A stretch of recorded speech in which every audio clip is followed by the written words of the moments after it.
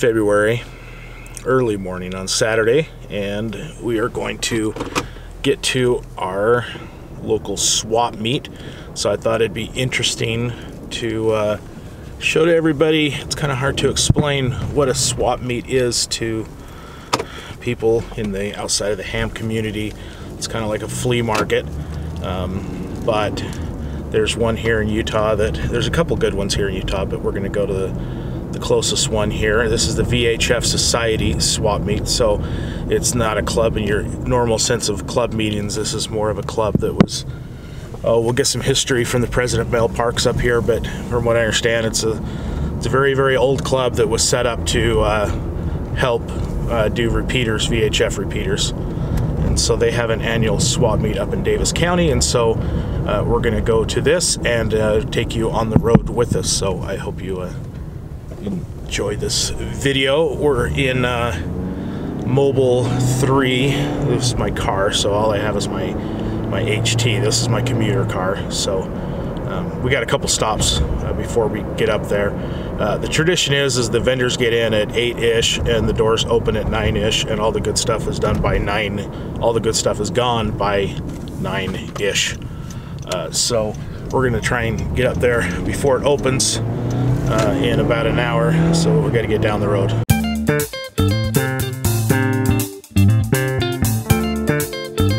First stop done. Got to Sonic and got ourselves some breakfast burritos. That's a requirement.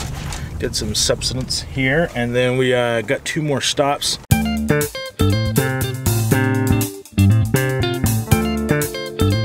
My wife's birthday is always right after this event, so I always promise her every time I go that I'm gonna find her a really good birthday present here at the swap meet.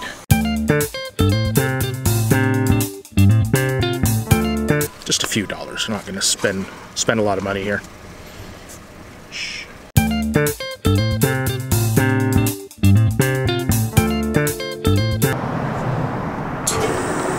This car's natural gas, so we have to get some natural gas and head on up there. You know, we were getting the cash, and I'm having some of the Keaton here, and he was getting real excited that we're going to find something good for his mom here at the swap meet for his birthday. So never know, we might find something good. She might be quite impressed. You know, my grandpa, the original W7DBO, used to not call it cash or spending money. It was walking money.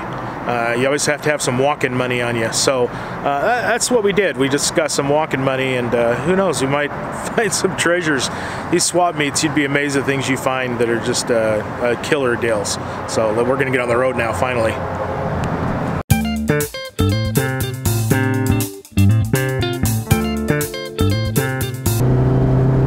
Oh, come on. No, the minivan's not gonna beat me up the hill. No! We're on our way, and in the beginning I didn't really mention that this is going to be kind of a new part of the YouTube channel. It's kind of like a travel vlog or a vlog, just thinking of all the things I do during the year, amateur related, with the Field Radio podcast here locally. And so I thought it would be fun to kind of bring you along to some of my adventures throughout the year.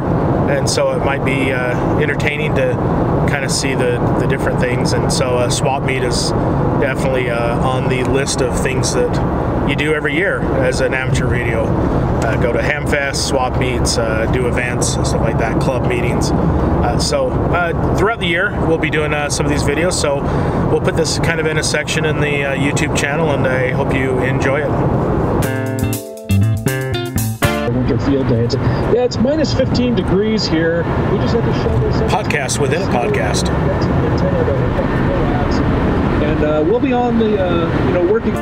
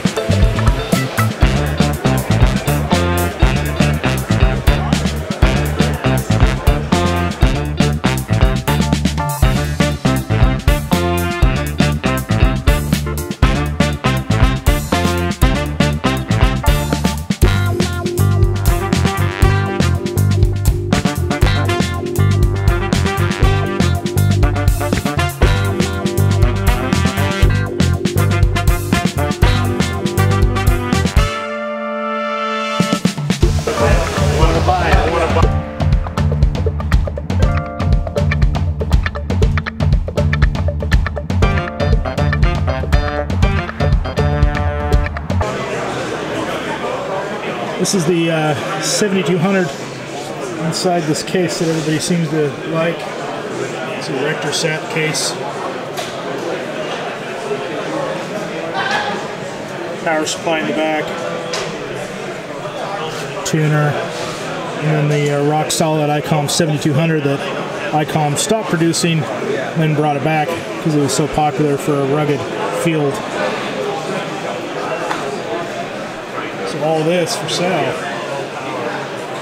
Good deal. So it's all wrapped up. We're just waiting for the drawing and see who wins the big prize, which is a tradition of usually all the swap meets. Is there's a bunch of door prizes, and then everybody stands around and waits for the big prize to be drawn. So let's see if I win or not. Okay, so we have NM7P, and you're the president of the Utah VHF Society. And what is the VHF Society? It's kind of different than a normal club. This is different than a normal club. We're a special society, and our whole purpose is to support repeaters that are tied into the Utah intertie throughout the state of Utah. But we do support many clubs and different groups that have repeaters if they need some help. We provide some monetary help, some equipment help, and we also will provide technical advice when needed. And so this swap meet pretty much supports. The swap meet and the membership dues are what really support the Utah VHF Society. We, on the average, take in about anywhere between $12,000 and $15,000 a year to support our activities. And with the exception of the money we spend to support the swap meet and some door prizes, every penny goes back to supporting repeaters throughout Utah. And we encourage all hams to consider joining the society.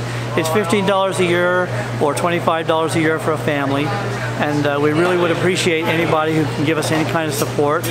We do accept donations. We are a 501c3 nonprofit organization, and your donation can be written off with your taxes if you'd like to count your donation of equipment or monetary donation to the society.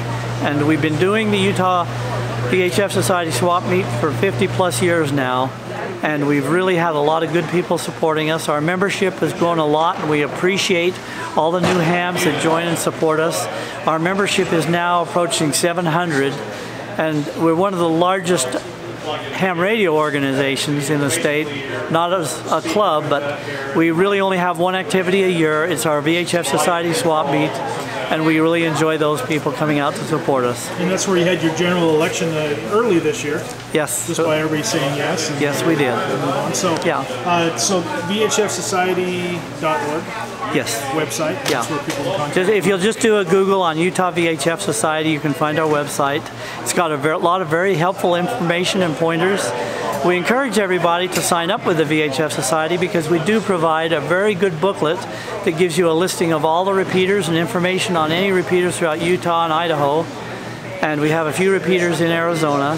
And you do repeater coordination too. We do the frequency coordination for repeaters throughout Utah, and that's done by John Lloyd. And Mike Grove does frequency assignments for simplex frequencies for those organizations that need simplex assignments made. And we really appreciate all the support we get from the hams. I can't say enough for all of the ham radio operators that support us. We just really appreciate everybody's support. Okay, all right, thank you. Thank you very much. Appreciate talking with you. This is usually where make offers end up at the end of a swap meet. So got a couple treasures. First of all, I got this, they call them the Carl Pockus open stub J-Pulse. WE7 OMG makes these here locally, and just about everybody walks around with one by the end of the show. Just excellent open stub J-Pole. I've already got one up in my tower, and so this one's actually going to go out in my comms truck. Just going to make a kind of a semi-permanent installation in the truck. My father, WA7ZBO Larry, found me a gem. This is a Heil headset for the ICOM 706 Mark II-G, which is the HF all-mode radio that's in my truck, and then also for my all-mode bag. So this is going to be a nice addition to be able to have a one-ear, open-ear headset for that.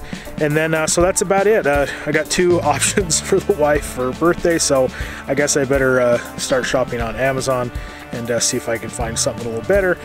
So not a lot of stuff here. It was some years you get a lot of really good jams, and this year I just didn't really see much, but it's always fun to catch up with everybody. And like Mel mentioned, this is the one event a year they do, and so it's kind of fun to get out and see all the local hams from this Utah, Idaho region. It's always fun to meet everybody. So with that, this is John W7DBO with the Field Radio Podcast. I'm going to sign off. 73.